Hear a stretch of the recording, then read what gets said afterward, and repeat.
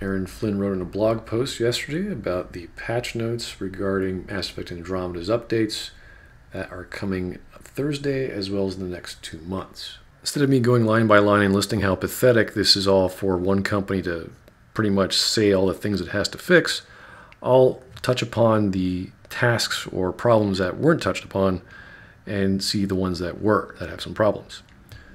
This list actually comes from Reddit, so this is not my opinion. This is what a whole bunch of people have seen and reported.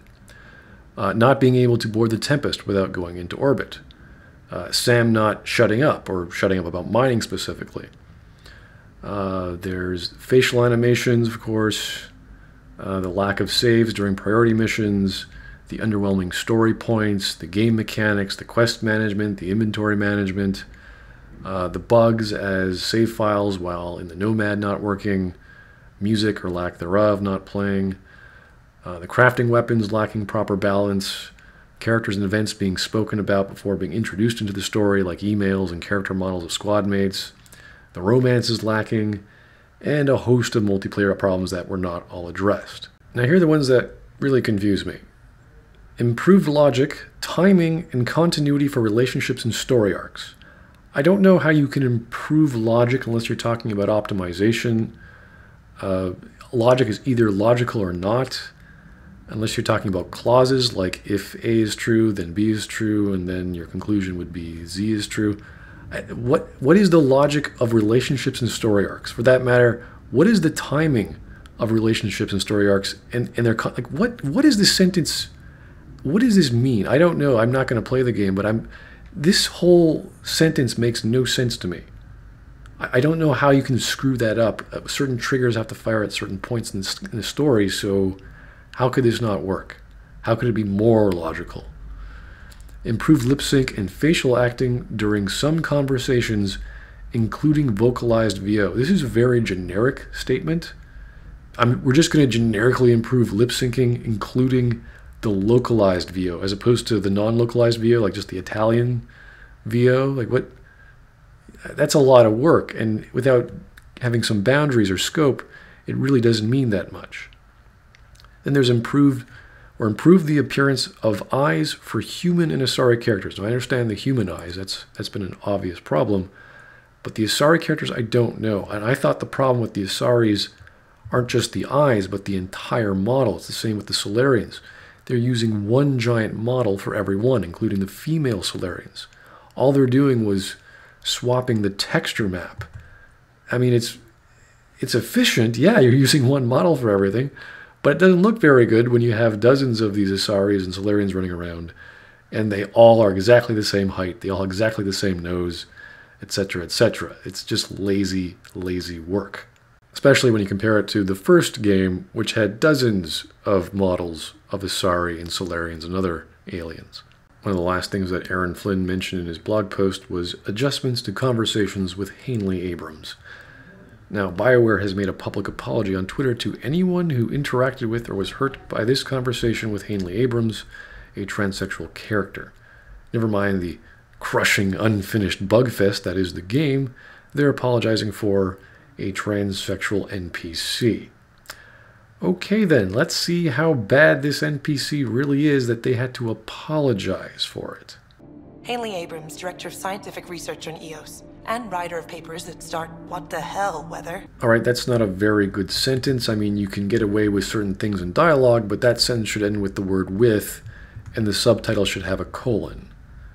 Now, this is a weird animation of holding your pad in front of your face while talking to someone. I would say that's bad.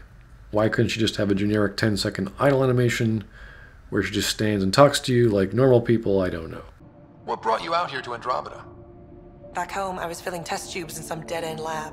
People knew me as Stefan, but that was never who I was. I knew what I could do, and I knew who I wanted to do it as. Hainly Abrams, Andromeda Explorer. That's me. Feels good. Feels right. For one, this is really nothing new. In every RPG, almost everyone you meet tells you their life story when you talk to them. Now, I expect better from Bioware, but writing in his presentation through dialogue is obviously not the priority in this game. 2, if you're offended by the fact that Hainly was once Stefan in the Milky Way, you got some issues there. and probably need to be smacked around a few times. 3. This is an idealized, futuristic setting.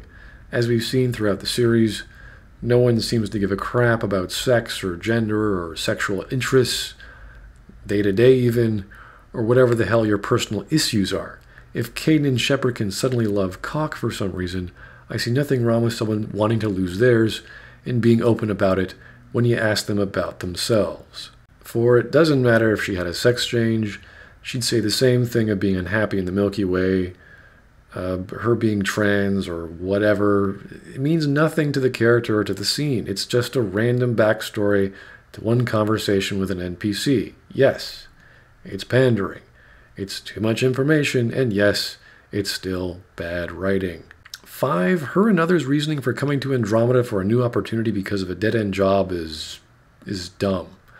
I'm expecting convicts or people at the end of the rope or hardcore explorers, not, oh, my job sucked and I hate my penis.